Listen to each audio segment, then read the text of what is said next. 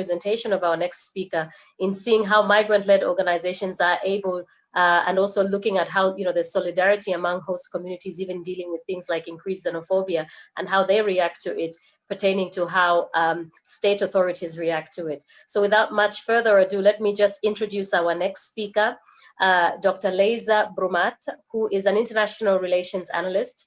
She's currently a research fellow in the Migration Policy Center of the European University Institute in Florence in Italy. And before she joined MPC, she was a lecturer in international relations, regional integration, as well as international organizations, and a research fellow for what is known as the National Council of Scientific and Technical Research, that is based in Argentina. She was awarded a PhD in social sciences by the Flaxo, if I've said it right, Argentina, with a thesis that focused on free movement of persons in Mercosur. And I think catching up with the previous speaker, with Dr. Marcia, I think there will be quite some interlinks on this in seeing how governments have managed to handle it, because her presentation is really going to the political responses to COVID and their effects on mobility in South America. Leiza, do we have you in the room? Hello. Hello, welcome. Thank you very much. Well, thank you very much, Patty. Let me see if I can share this screen with you.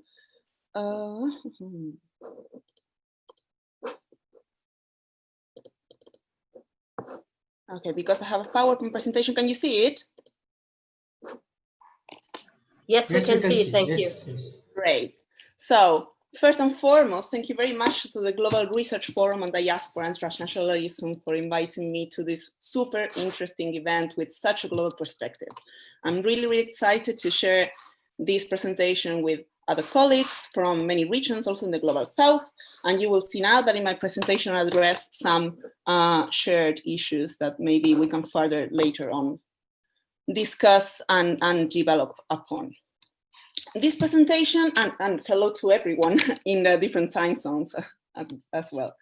Okay, this presentation will focus on the political responses to COVID-19 and their effects on mobility in South America. So you will see it is very much complementary with the one that Marcia just did.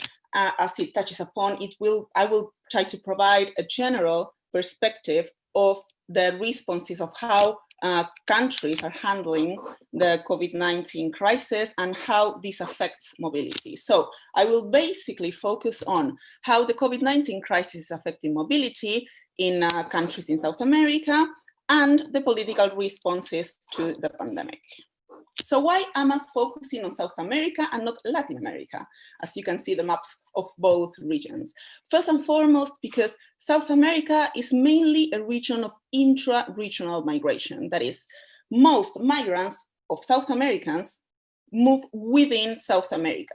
This is not the case for Mexico and Central America, which is mainly a region of extra-regional migration. This may change because of the tendencies that Marcia has just mentioned, but in general terms, this is the case. Also, South America shares many interdependencies and regional dynamics that has led the region to develop many regional organizations to deal with these shared problems. And I will talk about these regional organizations right now. I would like to begin by telling you a little bit about the context in which the pandemic hit South America. If we remember a little bit, just half a year ago, not so long ago, there were massive social protests in many countries around the world, with the epicenter in some South American countries, particularly in Chile, which then spread to many other South American countries. So there was social unrest in many South American countries. At the same time, there is a very deep and extreme crisis, one of the worst global crises in Venezuela, which is multidimensional. It affects the economy, society, and politics in Venezuela. And this has led to the largest forced migration flows in the history of South America. This is very important to note that more than 95% of these Venezuelan migrants are going right now to other South American countries. They are not going to Europe, they're not going to the States, they are going to other South American countries. At the same time, there is an economic crisis very deep recession in almost entire region, but particularly in the two largest economies, Argentina and Brazil. And also at the same time, these countries were already dealing with their own epidemics, such as dengue fever or measles in Venezuela. What I want to say with this is that the pandemic hit South America at a very bad moment, and it will likely make all these problems worse, and it has limited the options of the countries, of the governments, to deal with such a deep crisis. I will address these policy responses in three levels. There have been regional responses, national, subnational responses. At the regional level, countries have tried to coordinate common responses. For instance, border closures are coordinated at the regional level, but there's something very interesting. In South America, there are many cities that are binational. So there is a city that is divided by two countries. There is the same urban space that belongs to two countries. Countries have decided regionally not to close the border, not to divide the city in two, but to do these border closures outside of these binational spaces. So the regional level has served for this, for instance. But on the downside, there was a regional organization that was called UNASUR that was abandoned by most of its members in the last few years, and UNASUR right now would be very useful because it had developed a lot of regional policies and regional cooperation in the area of health. So it's the fact that UNASUR is not really working anymore is very much felt right now. At the national level, as you can see in that very colorful map, the national responses to the COVID-19 crisis have been very, very diverse in the entire region. So we have some countries such as Brazil absolutely privileging the economy, and other countries such as Uruguay privileging or adopting a more society-oriented approach. Uruguay, by the way, is the case country of the success so far in managing the COVID-19 crisis, and I will further on say a little bit more about that. But countries have adopted a more or less harsh response to enforcing mobility or immobility, but there are some countries that have militarized immobility. So adding to what Marcia just said, some countries have militarized the borders or even the streets to enforce the quarantines and the curfews that have been adopted. So some nationals or some countries are not being able to enter their own home countries, and there are many allegations of police abuse in many countries going on right now. But now going to a sub-regional and local levels, we can see that the varieties of the responses are enormous. And they can really be even contradictory with what the national level says. For instance, there are some closed borders within countries. This has led to the paradoxical situation in which there are some citizens that are stuck within their own countries and at the borders between one province or department and the other. And this has been going on for months already because South American countries, many countries have been in quarantine or in lockdowns for 3 to 4 months at this point. There are some other very curious ways of addressing the lockdowns as well. One example of this is Santiago de Chile. Santiago de Chile had adopted at the beginning a municipality-based lockdown. They basically, the lockdowns were based on every neighborhood. So maybe you are living in a neighborhood that was under lockdown, very strict one, and 5 streets away there was no lockdown. Well, that model didn't work, but right now Bogota in Colombia is adopting it. Also, the responses have varied a lot depending on the type of organization of the country. So a very federal state like Brazil had saw very different types of political responses to this. There are some states, particularly the most powerful ones and richest ones, such as Rio and São Paulo, openly contradicting the president and enforcing their own lockdowns.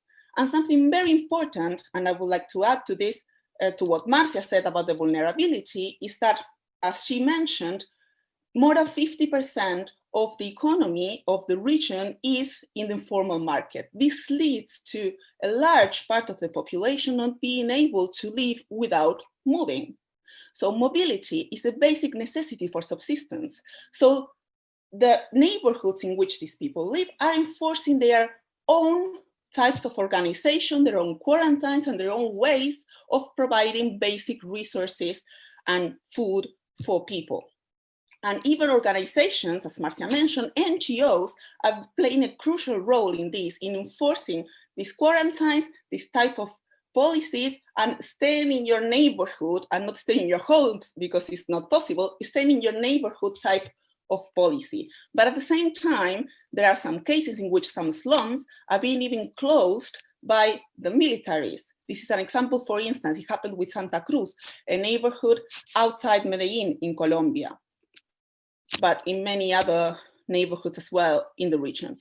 As Marcia mentioned as well, this is all these responses together with the rising economic crisis is leading to new types of mobility and immobility, as Marcia said. One of these important types of mobility is a increasing trend of return migration. There are some estimates, we don't really know the exact numbers, but there are some estimates that around 50 to maybe 100,000 Venezuelans have already gone back to Venezuela in a very extreme and precarious situation, and doing very long trips, as Marcia said, and thus increasing, without safety conditions, thus increasing the possibilities of contagion of COVID-19.